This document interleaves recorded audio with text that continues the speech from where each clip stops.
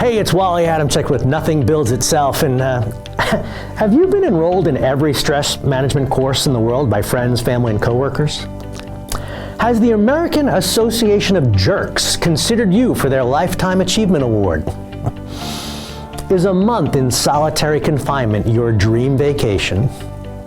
If you answered yes, pay attention. If you know people who could say yes, pay attention. Because right now we're going to get into a conversation about emotional intelligence. Now, a lot of misconceptions out there, which is why we're having this conversation. EQ is the ability to monitor one's own and others' feelings and emotions, to discriminate among them, and to use this information to guide one's thinking and actions. EQ, emotional intelligence, is the ability to make your emotions work for you instead of against you. EQ is not, pay attention, EQ is not suppressing emotion. It is not about being emotional.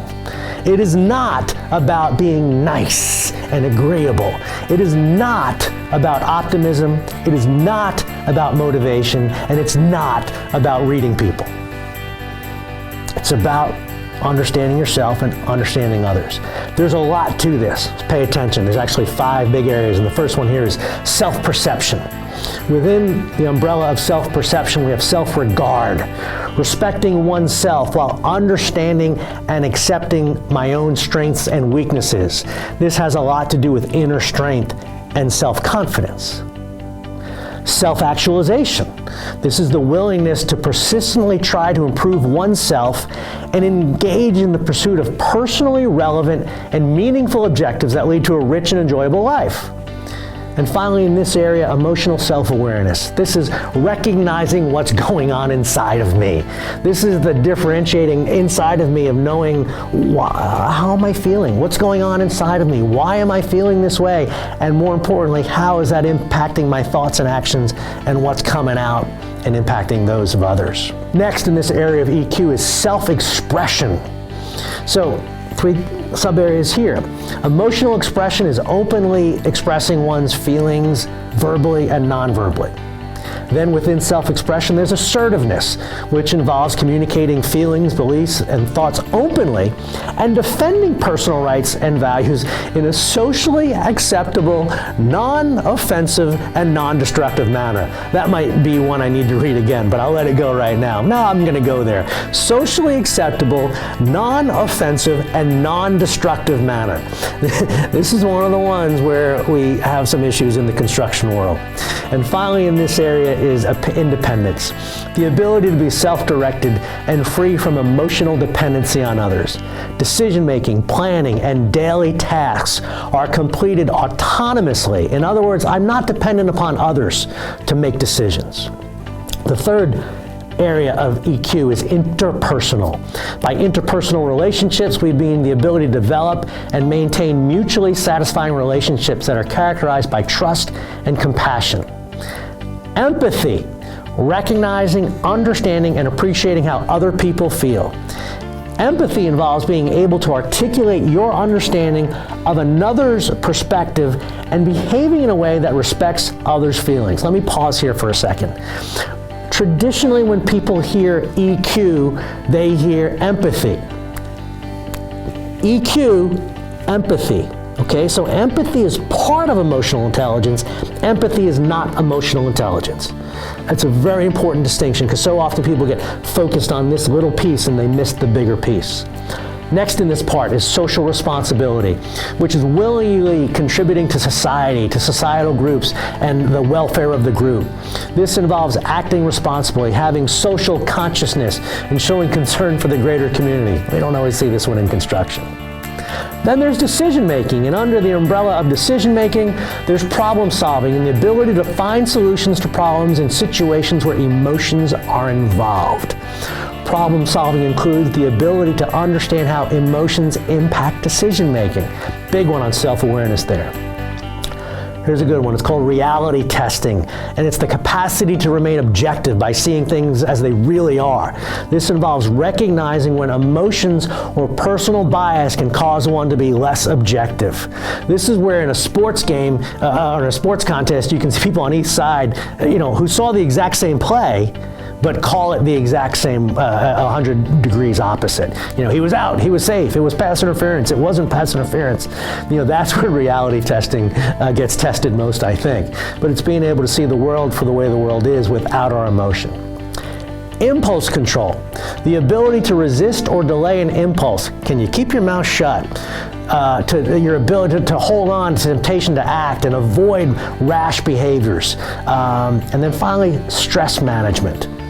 Stress management involves flexibility, which is the ability to adapt emotions and thoughts and behavior to unfamiliar and dynamic circumstances. Stress tolerance, really high in construction, by the way. It involves coping with stressful or difficult situations and believing that one can manage or influence situations in a positive manner. Let's talk a little bit more about that one for a second.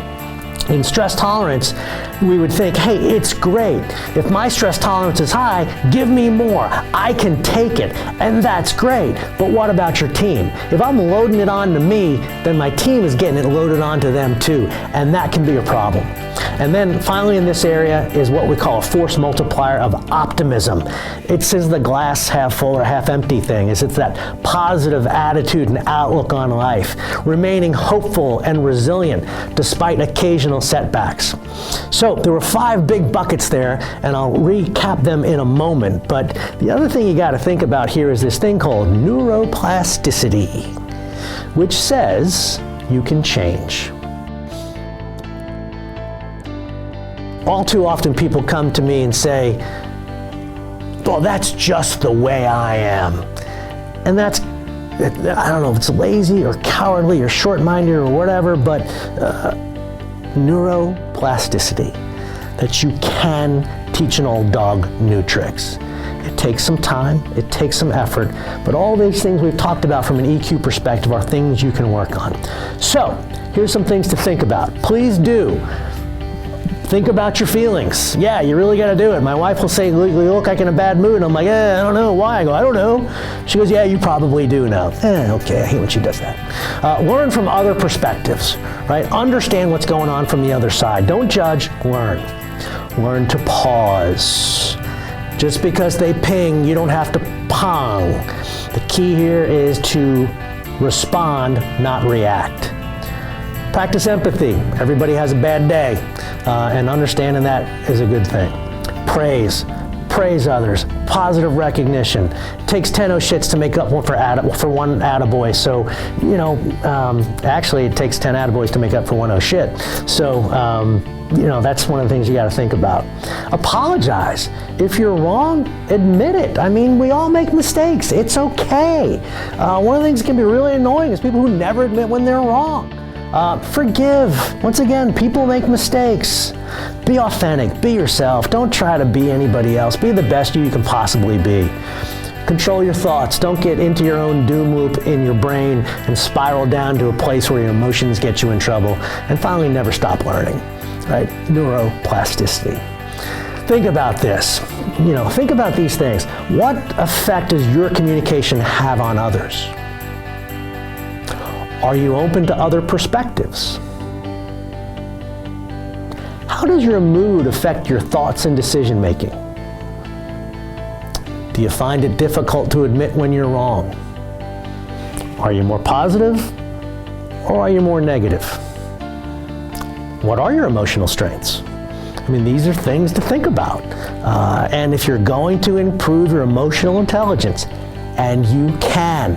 This is not a finite, fixed thing given to you at birth. You can work on your EQ. You can become a better leader. So nothing builds itself, and when it comes to emotional intelligence, you can build your own. And to continue to help you build your own, subscribe to this channel.